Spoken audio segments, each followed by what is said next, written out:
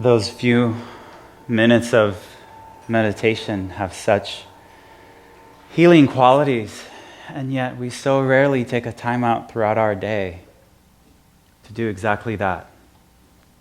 And our topic for today is kindness, and when we think of kindness, we often associate it with being kind to others. But I think it's important to remember to be kind to ourselves. We often overlook ourselves.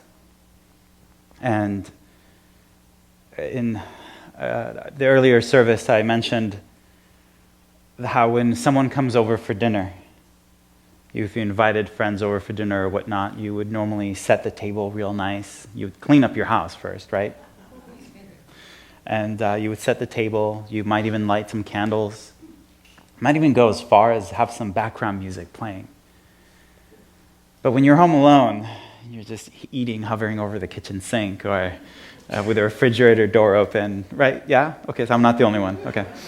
And I think it's very important that we are just as kind with ourselves. That, when we talk about love, when we talk about compassion, we often say it begins at home, it begins with us.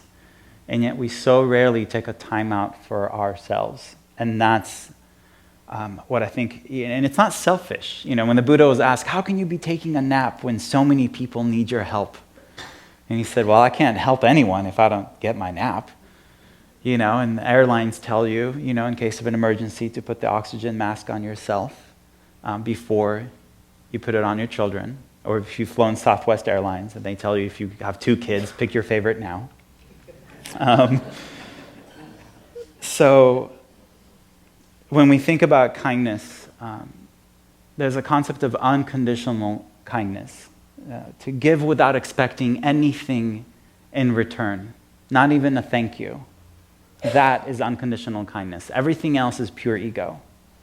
And so even when we give and we think it's a selfless act, if we're giving with the expectation of receiving something in return, then we're not giving for the sake of giving. We're giving for us, not for somebody else. We didn't even take them into consideration into it. It's about us. And, if you expect even so much as... I'm not saying don't say thank you when you receive, but don't give expecting a thing. The thing with expectations, they're planned disappointments. And so the invitation is to look at kindness, to look at the multiple layers of definition of what kindness really looks like. And research shows that we feel empathy for those to whom we can relate. And unfortunately, even though we're born with a very wide circle of unconditional love for all beings, little kids in the playground don't care if the other kid is skinny or chunky or black or white or what their religion is or who they would vote for later on in life. They just care if that kid can play nice. And yet, throughout our lives, our teachers, preachers, parents, they all limit that love. They all make it smaller and smaller to only people who look like us, only people in our neighborhood, only your immediate family, and that love becomes really small until we get to a point where we can watch an entire nation starving on TV and flip the channel because we can't relate. And so when we think about how to drop those very things that separate us, whether it be the color of our skin or the gender we identify with or how much money's in our, what tax bracket we belong to, and we think about the humanness, the sentient beingness of each of us, and we connect on that level, that every person you meet is fighting their own struggles, is having their own challenges, and they're all trying to find the same thing as you, and they're going about it a different way. But different isn't wrong. It's so important for us to remember that. And the way to do that is by dropping this idea of an ultimate truth, that kindness only looks a certain way, and that it would be kind if somebody asks you to pick them up at the airport at 1 o'clock in the morning, even though you got to get up at 5 o'clock in the morning to go to work. It's knowing that it's okay to say no. Because when you're saying no to someone, there's the flip side. You're saying yes to something else, and in this instance, it would be yes to yourself. And self-care is not selfish. In fact, it's how we can then take care of others. So even your act of self-care, if you're doing it with the intention of then having enough energy to take care of someone else, then even that nap is selfless. Does that make sense? And so the invitation time and time again is to reevaluate what kindness looks like. Are you taking good care of yourself? We know that you can't love someone until you love yourself. It starts here. It starts at home. And kindness does as well. Are you taking as good a care of yourself as you would of someone you love? And if not, why not? Do you not love yourself? Eesh, don't answer that. I'm not certified to help you if you don't. But the practice of mindfulness is an invitation to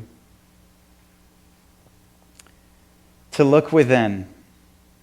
And one of my favorite practices of mindfulness is, when we say namaste, is to acknowledge the divinity within me, honors the divinity within you. But first we have to honor the divinity in here. And so when you're preparing a meal, prepare it the way you would if God came over for dinner. It's the quote is, prepare every meal as if Buddha was coming over to eat, and wash every dish as if you're bathing the baby Jesus. Imagine bringing that level of mindfulness to everything you do. And that's, I think, the most beautiful gift we can give each other, our undivided attention. Our presence is our greatest gift, if that makes sense. But it starts here. We have to acknowledge the divinity within us. And that has multiple layers. If God was coming over for dinner, what would you cook? What would you serve? Would it be somewhat different than what you were just serving yourself? And if it would be, why is that? How would you serve it? Treat yourself that way. And then when you invite other people over, it won't be a burden. It won't be a problem. You would be doing what you're normally doing anyway.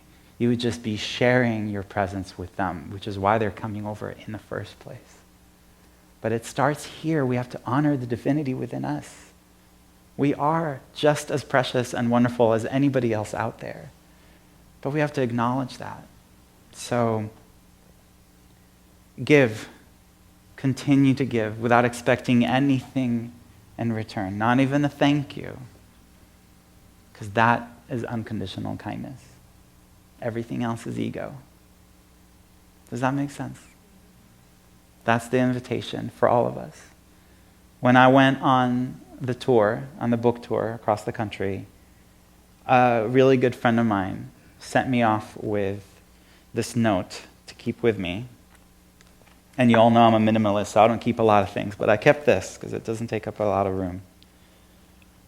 And she said, as you go out there and do your thing, may you run and not be weary. May your heart be filled with song. And the love of God continue to give you hope and keep you strong. May you run and not be weary. May your life be filled with joy. And may the road you travel always lead you home. And that is my invitation for you as well as you leave here today. May you run and not be weary. Namaste.